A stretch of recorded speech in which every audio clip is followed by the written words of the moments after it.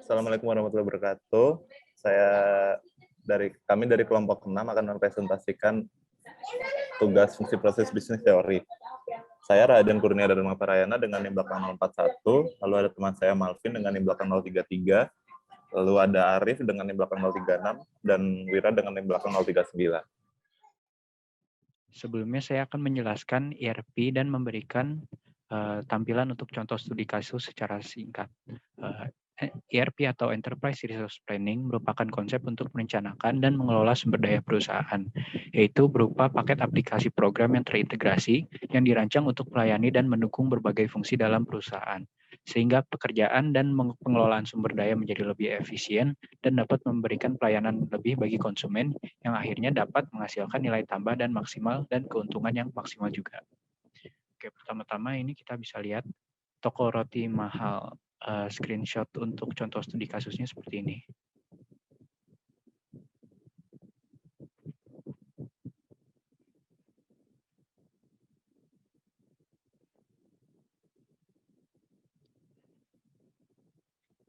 Baik, akan dilanjutkan lagi untuk contoh studi kasusnya.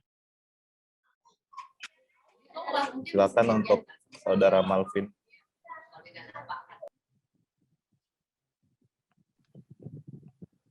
Jadi untuk nomor 1, untuk studi kasus yang akan kita pelajari di sini, itu pertama, toko roti mahal adalah salah satu toko roti ternama di Tomohon. Di toko ini menyediakan berbagai macam jenis roti dan kue kering. Karena terlalu banyak pesanan, toko ini sering kewalahan dalam mengurus pembayaran serta pencatatan pemesanan. Kelompok kami diberi kesempatan untuk membantu toko tersebut dalam menerapkan serta mengaplikasikan ERP pada sistem transaksi jual beli toko tersebut. Pada suatu kasus, Ibu Fariha membeli roti dengan cara datang ke toko. Roti yang ia beli adalah sebagai berikut: 4 roti coklat, 3 roti keju, dan 1 roti buaya. Jadi akan kita lakukan di sini, karena Ibu Fariha datang ke tempat penjualan, maka kita akan menggunakan aplikasi ERP dari Udo, dan kita akan membuka modul point of sale. Dan di sini kita akan mengecek produk. Pertama kita akan mengecek produk yang akan dibeli oleh Bu Fariha. Kita lihat produknya. Sini roti buaya masih ada, roti keju masih ada, dan roti coklat masih ada. Berarti kita dapat kembali ke point of sale, dan kita akan membuka session pembelian.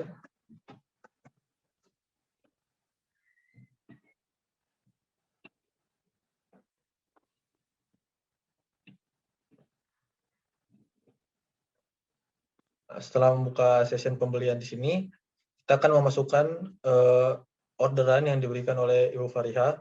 Sini ada 4 roti coklat, 3 roti keju, dan 1 roti buaya. Nah, di sini setelah melakukan orderan, kita akan langsung mengklik payment. Nah, di sini dalam kasus ini Ibu Fariha datang ke toko dan membayar secara cash di kasir. Nah, kita akan melakukan secara cash dengan cash yang tepat sesuai dengan total pembayaran. Lalu setelah melakukan pembayaran, kita klik validate. Lalu akan keluar struk untuk pembelian saat ini. Struk ini dapat kita print dan kita berikan kepada pelanggan pada toko. Lalu selanjutnya kita bisa klik close, confirm.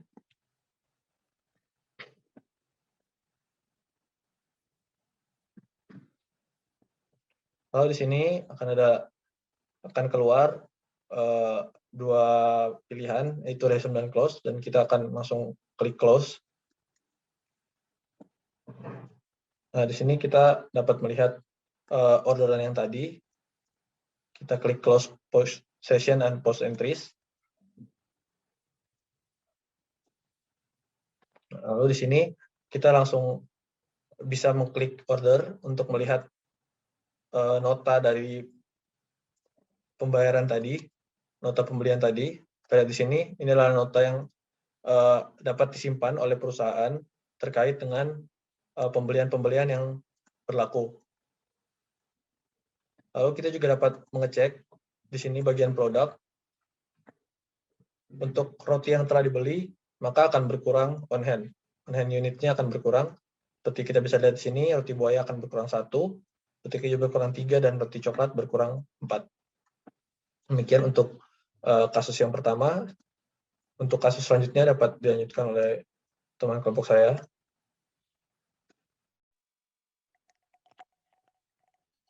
Baik, untuk kasus kedua itu, di sini ada Pak Dimas memesan roti melalui telepon. Lalu roti tersebut akan diantarkan menuju rumah Pak Dimas. Roti yang ia pesan adalah sebagai berikut: 5 roti buaya, 4 roti stroberi, 5 roti blueberry, 3 roti mocha. Di sini pertama-tama kita untuk pembayaran tidak langsung, itu kita mencet bagian di sales.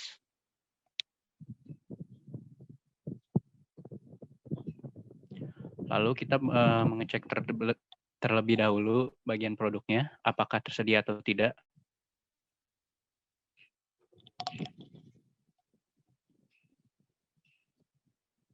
Dan kita bisa lihat di sini 5 roti buaya, roti stroberi, blueberry, dan mochanya itu tersedia. Lalu kita pergi ke bagian order.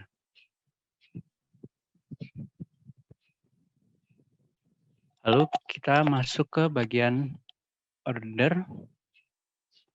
Lalu kita akan membuat pesanan baru di create.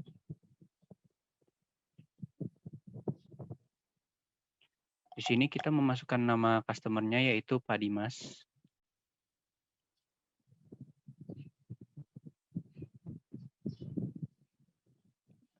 Lalu kita memasukkan expiration-nya di tanggal sekarang yaitu 28 bulan 5. Dan payment terms-nya itu kan kita akan membayar sekarang, jadi kita akan memilih bagian immediate payment. Lalu kita memasukkan produknya. Di sini 5 roti buaya,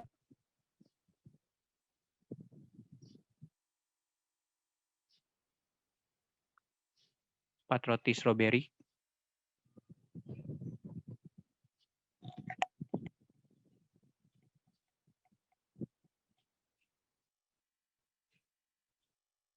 5 roti blueberry,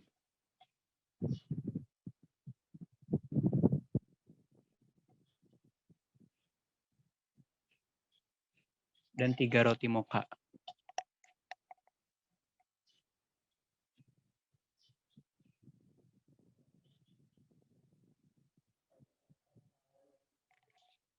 Lalu kita akan ke atas coba mengkonfirm pesanannya.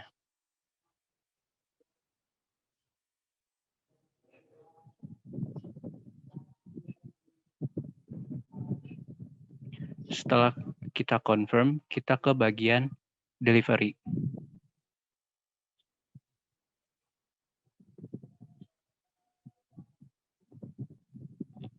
Setelah kita di bagian delivery, kita sign terlebih dahulu pemesanannya.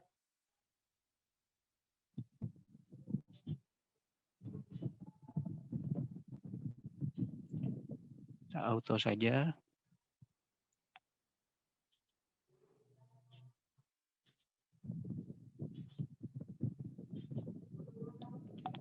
Lalu setelah selesai kita validate.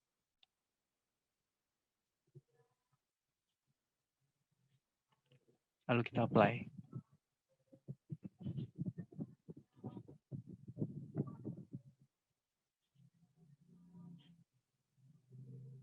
Setelah selesai, kita ke bagian to invoice untuk mencetak invoice-nya.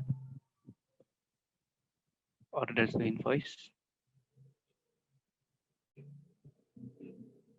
Dan kita klik bagian situnya.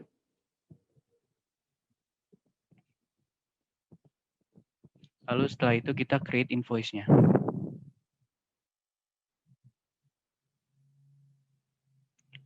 Create and view invoice.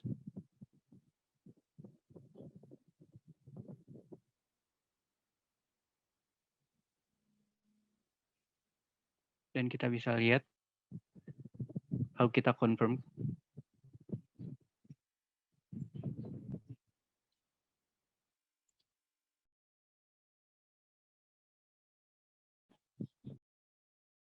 Setelah itu kita memilih bagian register payment. Di register payment kita akan memilih apakah pembayarannya bertipe cash atau yang lain. Setelah itu kita create payment dan di invoice-nya pun sudah dicap bahwa pembayaran invoice tersebut sudah dibayar. Sekian dari saya lanjutkan ke anggota kelompok saya yang lain untuk kasus nomor 3.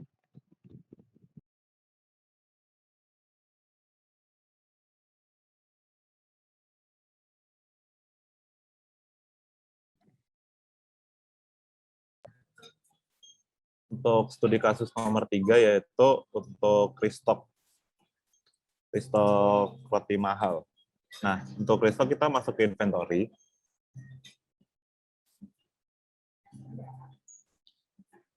Lalu di inventory kita memilih produk.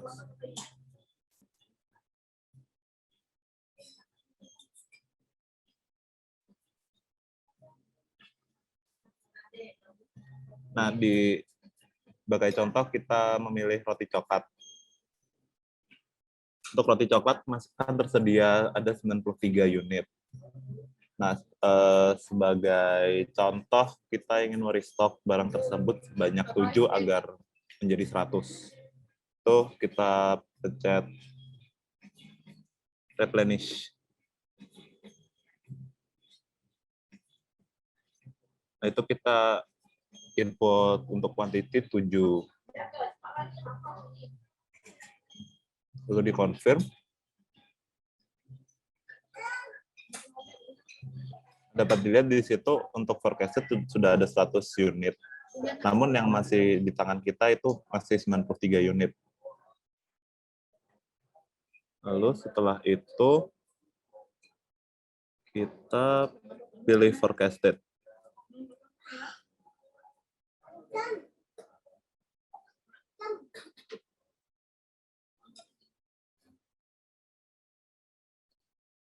Nah, setelah kita memilih forecasted ini, dapat dilihat di sini, kita pilih bawah.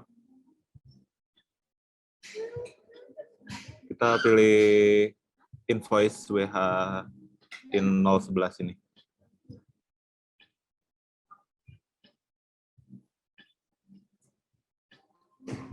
Nah, setelah dapat dilihat di sini, kita menaruh order sebanyak 7 pesanan roti coklat.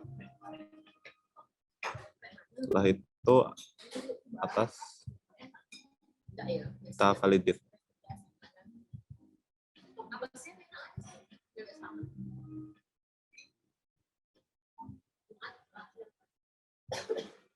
Nah, setelah kita validate, kita kembali lagi, kita melihat di produk.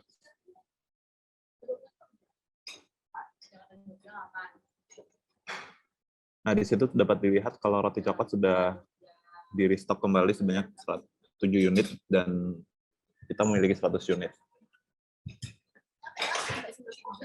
Untuk studi kasus nomor 3 itu saja. Sekarang saya lanjutkan ke teman saya untuk studi kasus 4. Oke, saya Arif Rizky akan melanjutkan studi kasus nomor 4. Studi kasus nomor 4 adalah, jadi pada suatu ketika roti mahal mendapatkan beberapa kiriman roti dari Bu Putri. Nah, roti yang diterima adalah sebagai berikut. Yaitu ada 10 roti buaya, 20 roti tawar, dan 20 roti kelawar, 5 roti coklat, dan 10 roti tawar. Mana yang akan kita pilih kalian adalah inventory. Setelah kita memilih inventory, kita akan mencet yang receipts.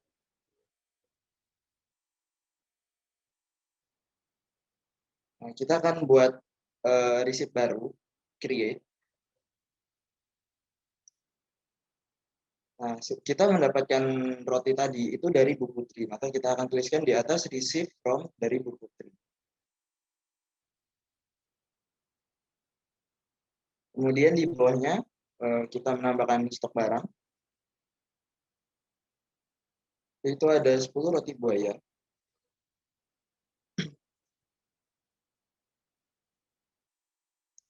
Dua 20 roti kelelawar.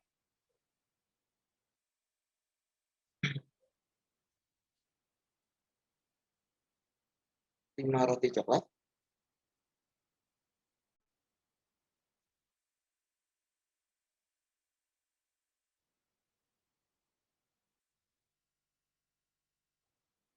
Dan yang terakhir ada 10 roti tawar.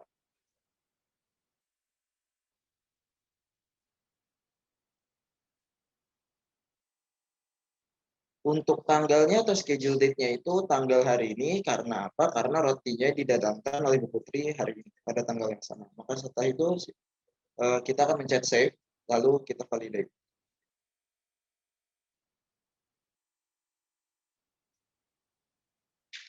Setelah kita validasi, apabila barangnya sudah tiba, maka tinggal kita pencet dan selesai.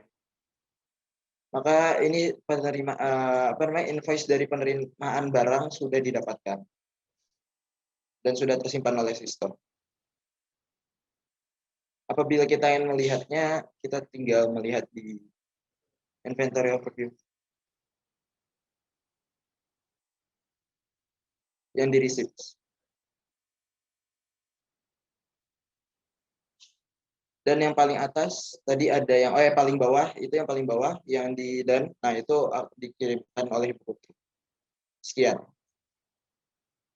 dari penjelasan saya. Akan saya kembalikan ke moderator. Jadi ini adalah presentasi kami. Sekian dari kelompok kami. Mohon maaf apabila ada salah kata. Terima kasih telah mendengarkan. Assalamualaikum warahmatullahi wabarakatuh.